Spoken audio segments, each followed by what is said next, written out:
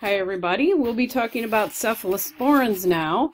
Cephalosporin, remember, is like a cousin, brother, or sister, whatever you want to call it, to penicillins.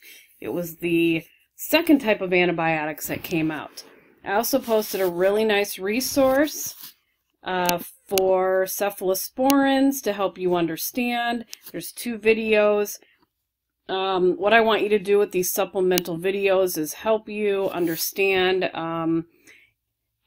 or help put things together, I should say, from my lecture. I mean, I can talk all day about these things, but sometimes you need pictures or mnemonics and things like that to help you try to remember. I don't expect you to remember every single antibiotic, and neither do your nursing boards, but you should really know the most common ones, so that's what we're going to go through. Cephalosporins weaken the bacterial cell wall, just like the penicillins do. They are bactericidal also. So let's go through that. So these are the most widely used group of antibiotics. They're similar to the penicillin structure. I said they're bactericidal. A lot are given IV. They have a low toxicity also, so you don't have to really monitor with blood tests or anything like that. So what's the mechanism of action? It binds to these penicillin binding proteins. Remember, in penicillins, the like augmentin, those also bind to the penicillin binding proteins, unlike your other penicillins, your methicillin, nafcillin, and your penicillin. They disrupt the cell wall synthesis, and then they cause cell lysis. So it's bactericidal, it kills them off.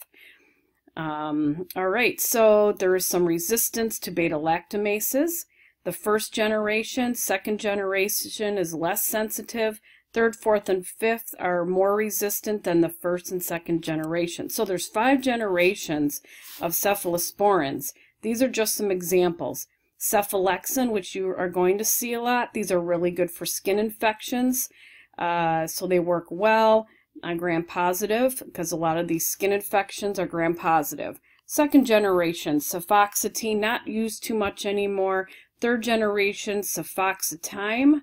Fourth generation, cefapime, and fifth generation, cefduraline, which I've never used in my entire life, and actually just heard of it for the first time tonight.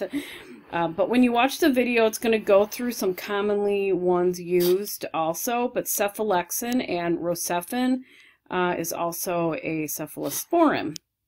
There's also some drug interactions. So probenecid, I think you're seeing a common theme that the probenecid just can interact with some antibiotics. Alcohol, drugs that promote bleeding, so you have to be careful with that. And calcium and ceftriaxone. So warfarin, Coumadin, in other words, the brand name of warfarin, blood thinner, you'd have to be careful with cephalosporins. Ceftriaxone is your rocephin. Adverse effects would be bleeding, thrombophlebitis, other adverse effects, allergies. All right, so what are some therapeutic uses? So first generation, it's widely used to prevent against infection in surgical patients. Now, when it says it's rarely used for active infections, I'm surprised that the textbook said that, because we really do still use the first generation for your common skin infections. If you know, someone just has some mild cellulitis, stuff like that, we will go ahead and do the Keflex or cephalexin, or Duracef is another one, which is cefadroxil. Your second generation is rarely used for active infections anymore. Your third generation is preferred therapy for several infections, and these work also against gram-negative organisms. It's able to get into the cerebrospinal fluid. Fourth generation is what you're going to see in hospitals, particularly with Pseudomonas. So my daughter is a nurse, and she's, you know, works inpatient. I did talk to her, you know, before I did these lectures, and you are going to see a lot of rocephin being given in the hospital. So the ones I mentioned on the last slide set for penicillins, the Zosyn you're going to see quite a bit, and these you're going to see a lot of rocephin being given. Fifth generation is with the to treat infections associated with MRSA. Although MRSA, you're going to see your Bactrim and your clindamycin first, and then it can go down the line from there. That's not in this class.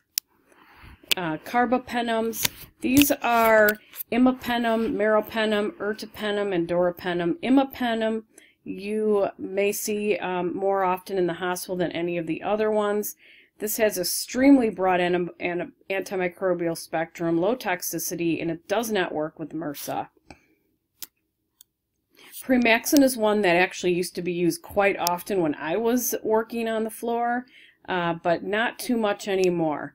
It's active against most bacterial pathogens, including some organisms resistant to other antibiotics. There's just some other antibiotics that are used more often than the Primaxin. You give it IV, and there are some adverse effects and interactions that can happen, such as rashes, diarrhea, nausea. Again, you got to watch for the bleeding issues to make sure they're not on any blood thinners. You may have to adjust that or choose another antibiotic. You're going to see vancomycin. If you're going to learn another antibiotic, learn vancomycin. That's usually given for severe infections and resistant to other bacteria. This one inhibits the cell wall synthesis. Also, it's for severe infections, MRSA, staph, C. diff. It's IV, and there's interactions. So you'd have to look up interactions, but these include, for adverse effects, ototoxicity, which can be reversible or permanent, so you have to watch that. Red man syndrome, where you can just turn completely beet red from head to toe. Thrombophlebitis, thrombocytopenia, so your platelets can go low on you or just go out of whack, or you can have an allergic reaction.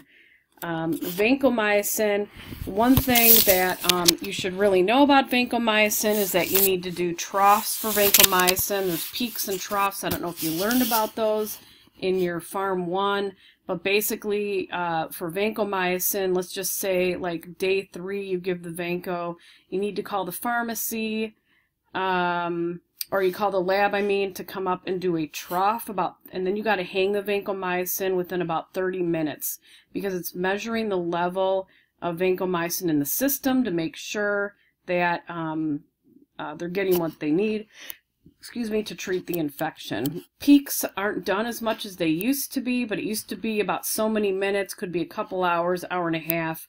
You'd have the lab come up again and do a peak. And so then the pharmacy would then adjust the medication based on the peak and trough. Now they adjust the medication mostly on the trough only, and they don't really do peaks as much anymore. Makes it a lot easier for the nursing staff. This drug here is not given as much anymore in the hospital, but it's a Zactam, it's an IV. It's for gram-negative aerobic bacteria only. It's a very narrow antimicrobial spectrum. But again, it's not given very much. Phosphomycin is not given very much either, but it's approved. It's a single-dose therapy of an uncomplicated UTI. I actually have never given phosphomycin, but you can get diarrhea, headache, vaginitis, nausea. Vaginitis meaning like a yeast infection, which you can with all antibiotics. You have that risk to do that. So that's it on cephalosporins. I encourage you to please watch the cephalosporin videos I posted in the supplemental area.